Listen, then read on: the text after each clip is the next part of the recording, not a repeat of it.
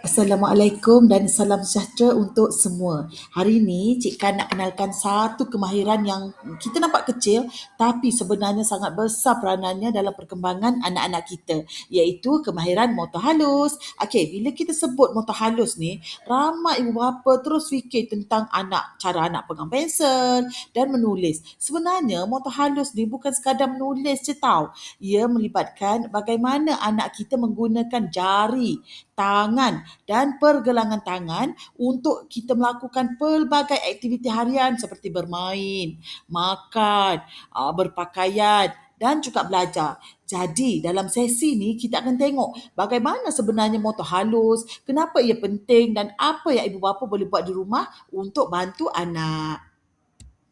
Jadi, apa sebenarnya motor halus ni? Okey, motor halus ialah keupayaan anak menggunakan otot-otot kecil pada jari dan tangan dengan kawalan dan ketepatan. Okey, contohnya ya, apabila anak mengambil benda kecil menggunakan jari, pegang pensel, pegang puzzle, menggunakan sudu atau membuka butang baju. Nampak macam perkara biasa kan? Tapi sebenarnya setiap aktiviti ni memerlukan koordinasi yang betul-betul antara mata, antara otak dan tangan. Sebab tu kita tak boleh tengok kemahiran ni sebagaimana anak pandai pegang pensel ataupun tak. Kita kena tengok keseluruhan kemahiran tangan anak dalam aktiviti harian. Ini antara perkara yang selalu Cik Kan nak Mama Abah faham. Motor halus bukan bermaksud menulis sahaja ya Mama Abah. Kadang-kadang Mama Abah datang dan kata, oh anak saya tak pandai menulis lah. Tapi bila kita tengok sebenarnya masalah mungkin bermula lebih awal lagi.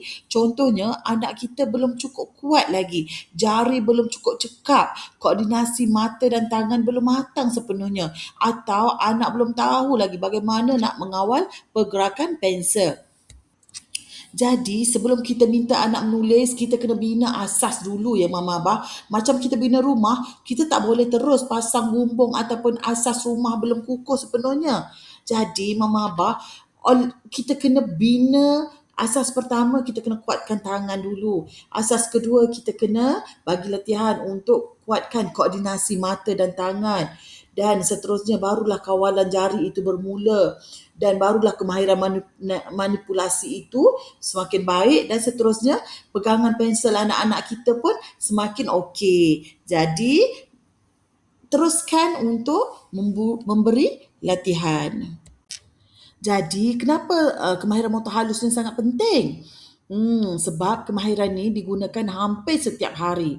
Bila anak kita belajar, dia perlukan motor halus untuk menulis, perlukan kemahiran motor halus juga untuk melukis dan menggunakan peralatan-peralatan lain, peralatan alat tulis yang lain seperti gunting, pembaris dan sebagainya.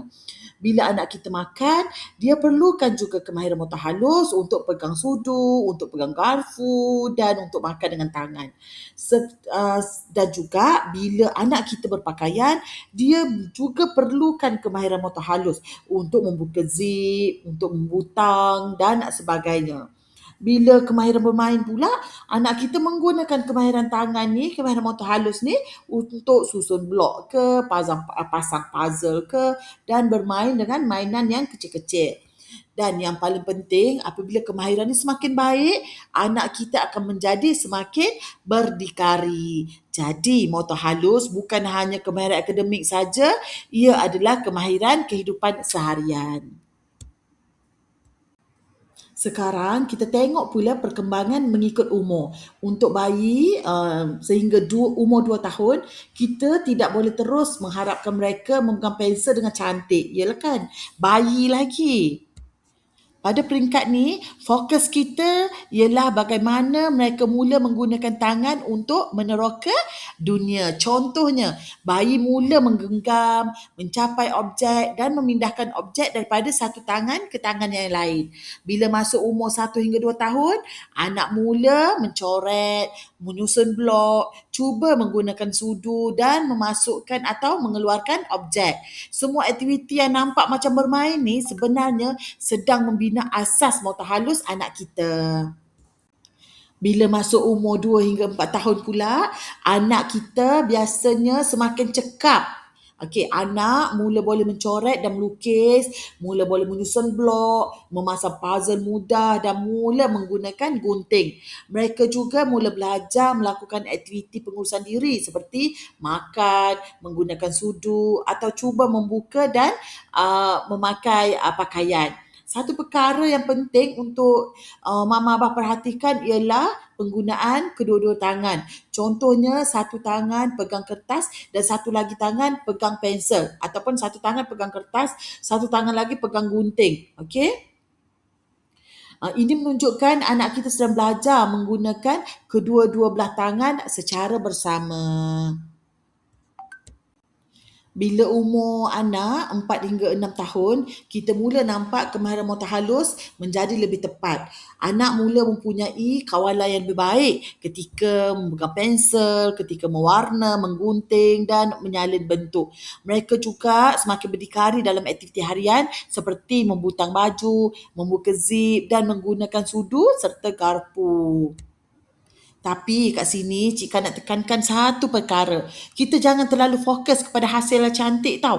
Contohnya kalau anak mewarna keluar garisan ke, jangan terus anggap dia tak pandai. Kita tengok prosesnya. Adakah dia boleh pegang pensel dengan baik? Okey, adakah dia boleh mengawal pergerakan tangannya? Boleh menggunakan kemahiran kedua-dua tangan? Sebab perkembangan kemahiran berlaku secara berperingkat.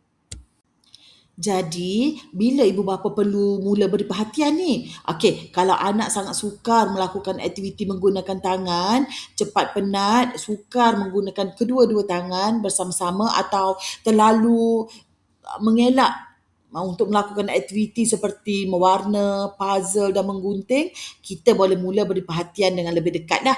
Okey, begitu juga kalau aktiviti pengurusan diri yang sepatutnya sesuai dengan umur masih sangat sukar untuk mereka lakukan. Okey, jadi Cik Kan nak ingatkan Mama Abah, setiap anak mempunyai kadar perkembangan yang berbeza. Okey, satu tanda sahaja tidak semestinya bermaksud anak kita mempunyai masalah. Jadi, apa yang lebih penting ialah kita melihat keseluruhan perkembangan anak dan sama ada terdapat kemajuan dari semasa ke semasa. Kalau ibu bapa masih risau, mama abah masih risau, okey, boleh dapatkan penilaian daripada profesional yang sesuai. Di sini berita baiknya untuk bantu kemahiran motor halus anak-anak, kita sebenarnya tak perlu beli mainan yang mahal ya. Okey, aktiviti-aktiviti ni mudah sangat untuk kita boleh buat di rumah.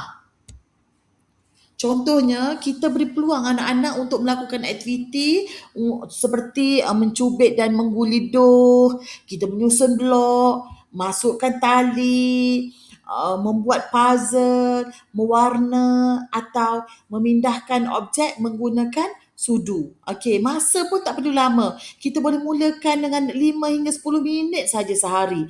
Yang penting ialah konsisten dan anak seronok untuk bermain. Dan satu lagi, jangan jadikan semua aktiviti sebagai latihan biar anak rasa dia sedang bermain. Sebenarnya apabila anak bermain, dia sedang belajar menggunakan tangan, mata dan otaknya pada masa yang sama. Jadi sebagai kesimpulannya, Cik Kan nak Mama Abah ingat satu perkara ya.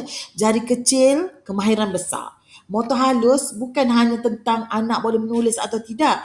Ia berkait dengan bagaimana anak belajar, bagaimana anak bermain, makan, berpakaian dan menguruskan diri sendiri. Sebab tu kita bina kemahiran ni melalui aktiviti harian dan bermain. Bukan hanya apabila anak sudah masuk sekolah. Kadang-kadang aktiviti yang kita anggap kecil seperti menguliduh, menyusun blok atau memasukkan manik sebenarnya sedang membina asas untuk kemahiran yang lebih besar.